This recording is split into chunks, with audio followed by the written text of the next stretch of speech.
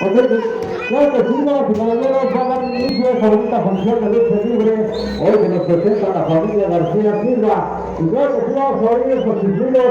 Por un lado tenemos el luchador, el gran rockero metalero, ¡fuerte el aplauso! Claro que sí, por el otro lado, damas y caballeros, tenemos al famosísimo Pita. ¡Fuerte los aplausos! Es una lucha que se dará a 2 o 3 caídas sin límite de tiempo. Iniciamos. Esta porra para los rudos.